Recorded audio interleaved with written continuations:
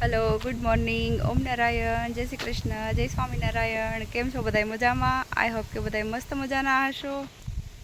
तो आज हूँ आई गई छुं मारा खेतरमां अने आज आपणे बनाववा छे भींडा बटाकानुं शाक। तो आपणे एना माटे सरस मजानो भींडो आपणे वावी दीधो छे। तो आपणे त्यांथी सींगो लई आवीए अने केवी रीते भींडो थाय छे ए पण हूँ तमने बतावुं। एना फूल केवा होय छे, एनी सींगो केवी होय छे। तो चालो आपणे जोईए। अहींया जो अमे भींडो वावेलो छे अने आ छे भींडानुं फूल। केम के घणाए तो जोयुं न होय, खाली भींडो मार्केटमां ज जोयो होय, बाकी एना फूल केवा होय छे ए केवी रीते थतो होय छे तो ख्याल न होय। तो आज हूँ तमने बतावीश अने आपणे ताजे ताजो ज अत्यारे भींडो उतारी अने साफ करी पछी एनुं आपणे शाक बनावशुं।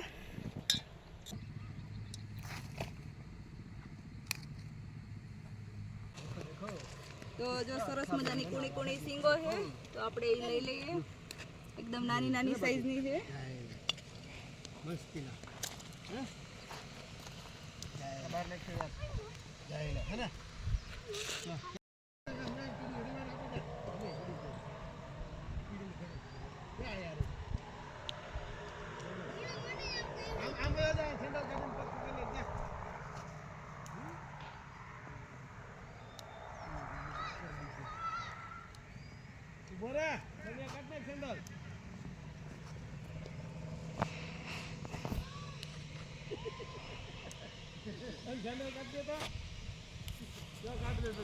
जो फ्रेंड्स केवी मस्त कूणी कूणी सींगो है भींडानी है ने मस्तीनी एकदम सरस है।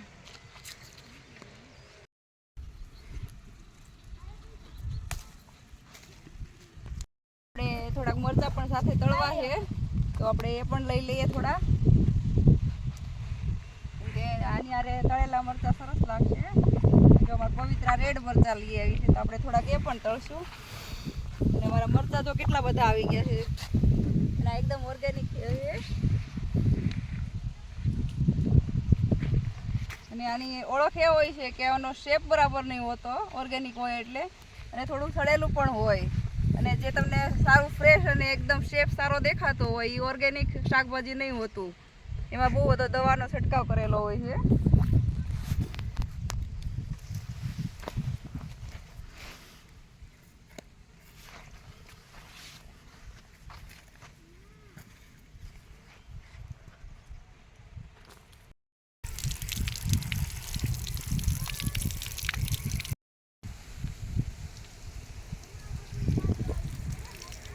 तो फ्रेंड આપણે મરચાં અને ભીંડાને સારી રીતે ધોઈ નાખશું અને પછી એનું બનાવી નાખીએ આપણે મસ્ત મજાનું શાક અને તળેલા મરચાં। ફ્રેન્ડ્સ હવે આપણે આને ભીંડાને સારી રીતે કાપી નાખીએ, પછી એને આપણે શાક વઘારશું।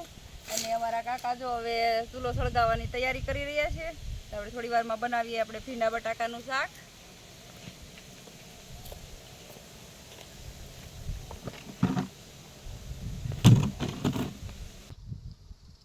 મને કોઈ કાપવા દે ને મામાને ઘર કાપ્યો હતો આટલું હું કાપી છેલ્લે મામાને ઘર કાપ્યો બટેકા રીંગણા શાક બનાવવાનો હતો ને ત્યારે મામી દૂધ લેવા ગયા ને ત્યારે બધું કરી નાખ્યું કામ દઈને આ મોટા મોટા કામ કરશે।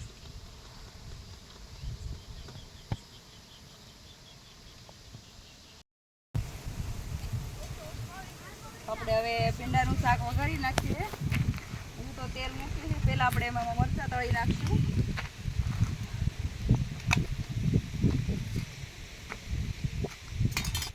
તો હું મરચાં તળી રહી છું અને અમારા સોનલ દીદી અને ડિમ્પલ ને બધું જો શાકભાજી બધું લઈને આવે છે। અને આજે અમે અહીંયા બપોરે વનભોજન કરવાના છીએ। મારું તેલ આવી ગયું છે, હવે એમાં મરચાં નાખીને તળી દઉં।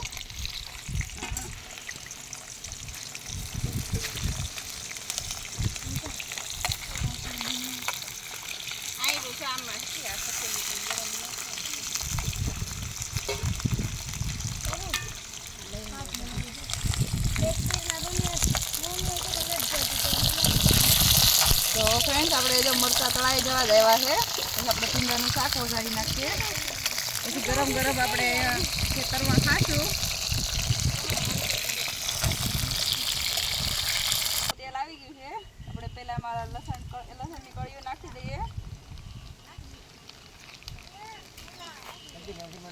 હવે જીરું એડ કરી દઈશું. જીરું પાછળથી નાખવા એટલા માટે મેં નાખ્યું છે કેમ કે બળી ના જાય એટલા માટે. શેરડી થઈ ગઈ કે નથી?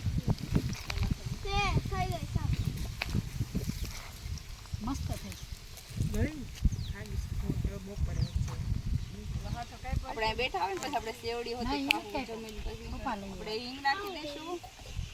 શેરડી ખાશું આપણે પછી જમીને પછી.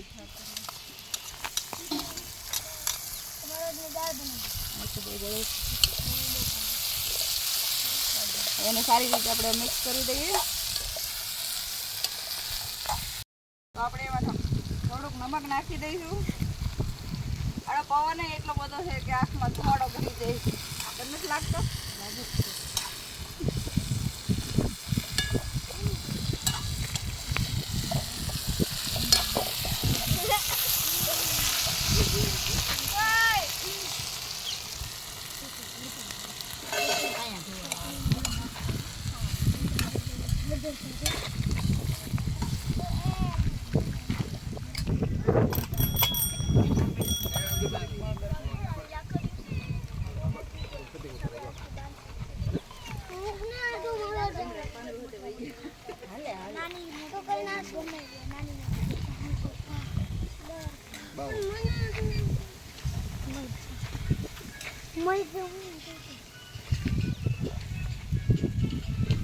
તો હવે આપણે આમાં નાખી દઈશું આપણે લીંબુ એટલે એની ચીકાશ દૂર થઈ જાય.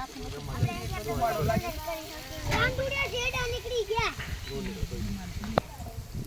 તો હવે આપણો ભીંડો ને બટાકા ચડી ગયું છે એટલે એમાં આપણે ચટણી એડ કરી દઈશું. કેવું લાગ્યું? ન ભાઈ અને થોડો નાખી દઈશું સિંગનો ભૂકો. મેં હમણાં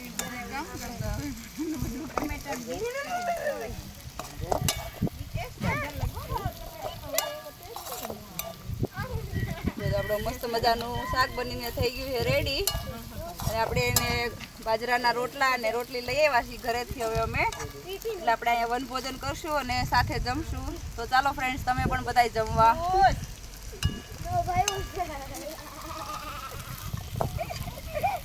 એમ છે એવું.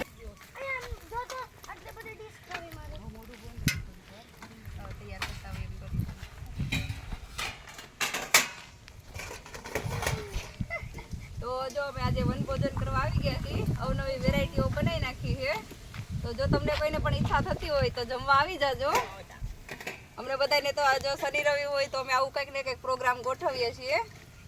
તો આજે અમે જો ભીંડા બટાકાનું શાક બનાવ્યું છે. આ છે મગનું શાક, પેલી અડદની દાળ છે અને પેલો ઓળો છે, રોટલા, રોટલી, મરચા અને આ છે મગનું સલાડ અને દાળ ને ભાત પણ બનાવ્યા છે અમે. અને આ અમારી ગૌરી ગાયની ઠંડી ઠંડી અને ખાટી મીઠી છાશ અને સાથે જળ પણ છે. તો ચાલો બધા જમવા આવજો. તો જો બધા જમવા બેસી ગયા છે અને રાજન જો તમને કલ્લા જાંબુ બતાવે છે ખાવા હોય તો કે આપણે ગુજરાતીઓને મીઠાઈ વગર તો હાલે નહીં.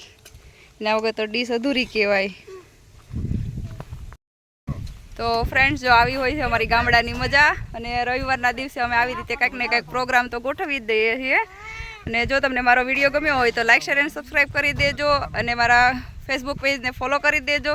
ચાલો આવજો. ઓમ નારાયણ.